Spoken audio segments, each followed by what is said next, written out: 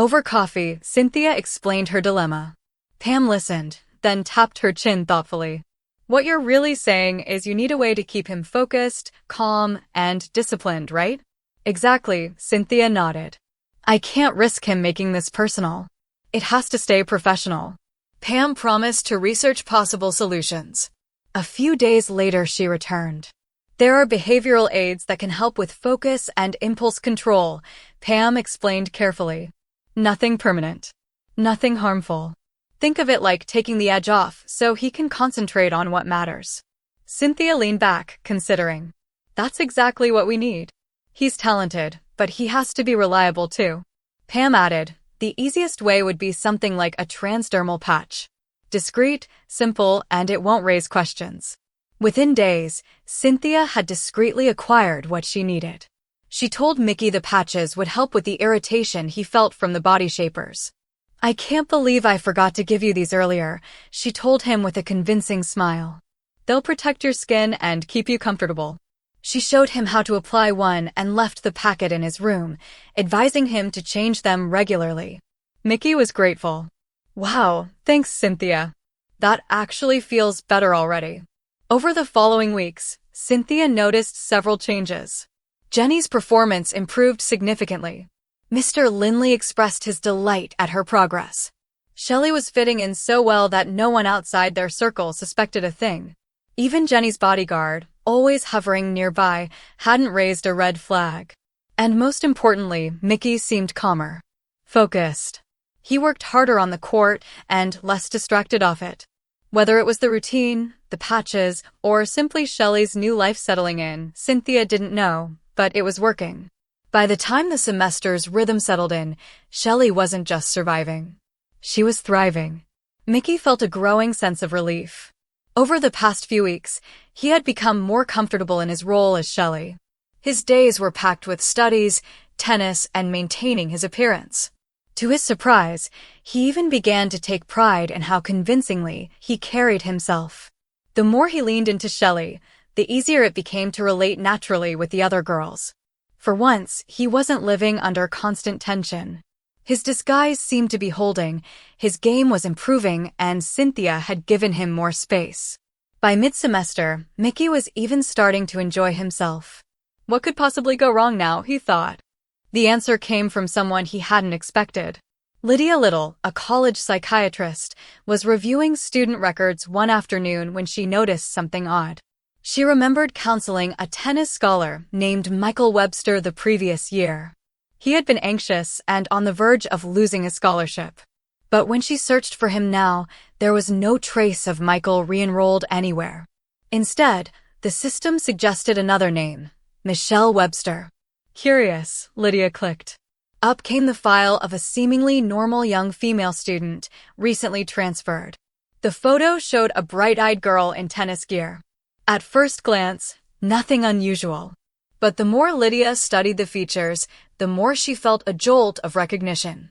The eyes. The jawline. The resemblance was uncanny. Pulling up Michael's old photo, she compared the two. Slowly, the realization hit. They're the same person, she whispered. Lydia sat back in shock.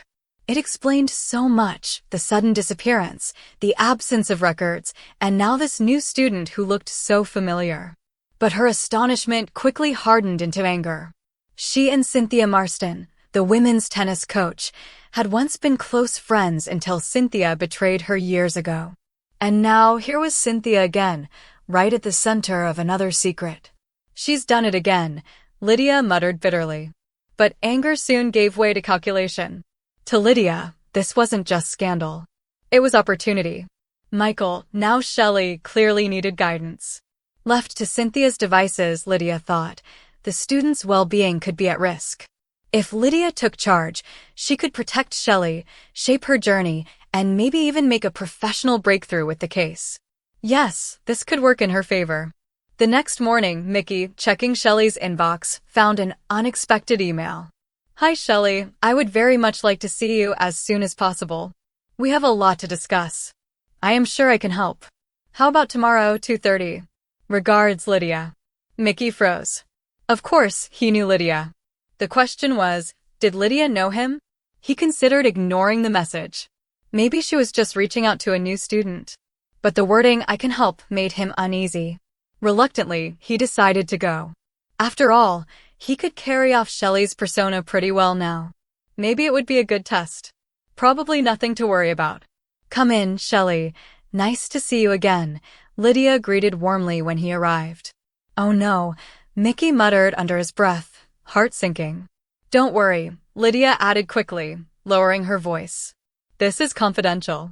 Just between us." Mickey's pulse steadied slightly. He followed her inside. Lydia motioned to the couch, then sat down beside him, studying Shelley's appearance closely. "She's the real deal," Lydia thought with a mix of admiration and calculation. Shelley looked every bit the part: a pleated skirt, silky top, cardigan, and open-toed shoes. Mickey's hair, now grown and styled, replaced the old wig. His makeup was flawless. Even his posture, legs crossed, voice softer than before, completed the illusion. "You've come a long way," Lydia said at last. "I only wish you'd confided in me sooner. I'm here to help, after all. And I must say, you're making remarkable progress." Mickey forced a smile, but inside he was scrambling for a way to handle this unwelcome turn. Lydia took note of Shelley's voice. It wasn't flawless, but it was convincingly feminine. "My word," she thought, "she's further along than I expected." "Shelley, this is just a first chat," Lydia said gently. "Nothing too heavy. Next time, we'll get more organized. And remember, everything we discuss stays strictly confidential." "Sure, Lydia. That'll be fine," Shelley replied. She was getting used to doing what strong, determined women told her. The rest of the session was spent discussing Shelley's role in the squad, how the other girls had accepted her, and answering Lydia's seemingly simple questions. Shelley carefully avoided mentioning anything about Cynthia or Jenny's father, but Lydia wasn't fooled. She knew there was more to the story, though she kept that to herself.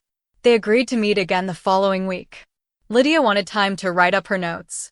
Mickey, meanwhile, needed to figure out how best to keep her convinced. As he walked back to the girls' house, Mickey weighed his options. If Lydia really believed Shelley was genuine, she'd be less likely to dig too deep or cause problems. Maybe the safest move was to simply give her a story convincing enough to satisfy her. Later that evening, Lydia created a new confidential case file on her computer, labeling it Jane W. She dropped in copies of both Mickey's and Shelley's records. "I wonder which version of this person will grow faster," she mused. Back in his room, Mickey powered up his laptop and typed a single word into Google: transgender. The results overwhelmed him. Thousands upon thousands of links filled the page: personal stories, articles, forums, and advice columns. "Where do I even start?" he muttered. For the next 2 hours, he dove deep, clicking links, saving files, and trying to distill enough information to build a believable backstory. He read accounts of people who had lived through identity struggles, stories of childhood memories that suddenly made sense later in life, and blog entries about navigating school, family, and sports. Some of it hit uncomfortably close to home. One story described a boy who had struggled with team sports as a child, never feeling comfortable in the games other kids loved. Mickey frowned. "That was me. That's why I turned to tennis in the first place." Another post spoke of youthful curiosity about what it would be like to live as the opposite gender, something Mickey remembered thinking about as well. The more he read, the easier it became to weave together his own history. By the end of the night, he had crafted a narrative. Shelley was an uncertain young person with long-standing identity questions. She had chosen to live experimentally as female, not permanently, but full-time for now. Her tennis career, which had begun as an escape from those inner conflicts, had ironically become the perfect framework to explore them.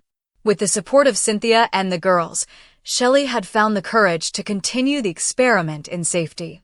"Well, that should keep Lydia satisfied," Mickey said with some pride.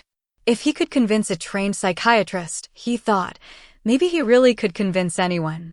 When he met Lydia again the following week, he was nervous at first. He had memorized the story, rehearsed the details, and now it was time to deliver. Lydia welcomed him back warmly. "Relax, Shelley.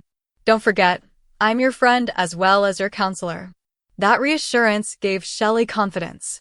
She shared her carefully prepared backstory, piece by piece. Lydia asked occasional clarifying questions, jotting notes. By the end of the hour, Shelley had grown more relaxed, even confident. Lydia sat back, studying her with thoughtful eyes. She's carried it off brilliantly, Lydia thought. And she was convinced. Which brought her to her next point. Lydia took note of Shelley's voice. It wasn't flawless, but it was convincingly feminine. My word, she thought, she's further along than I expected. Shelley, this is just a first chat, Lydia said gently. Nothing too heavy. Next time, we'll get more organized. And remember, everything we discuss stays strictly confidential. Sure, Lydia. That'll be fine, Shelley replied. She was getting used to doing what strong, determined women told her. The rest of the session was spent discussing Shelley's role in the squad, how the other girls had accepted her, and answering Lydia's seemingly simple questions. Shelley carefully avoided mentioning anything about Cynthia or Jenny's father, but Lydia wasn't fooled. She knew there was more to the story, though she kept that to herself. They agreed to meet again the following week. Lydia wanted time to write up her notes. Mickey, meanwhile, needed to figure out how best to keep her convinced. As he walked back to the girls' house, Mickey weighed his options. If Lydia really believed Shelley was genuine, she'd be less likely to dig too deep or cause problems. Maybe the safest move was to simply give her a story convincing enough to satisfy her. Later that evening, Lydia created a new confidential case file on her computer, labeling it Jane W. She dropped in copies of both Mickey's and Shelley's records. I wonder which version of this person will grow faster, she mused. Back in his room, Mickey powered up his laptop and typed a single word into Google: transgender.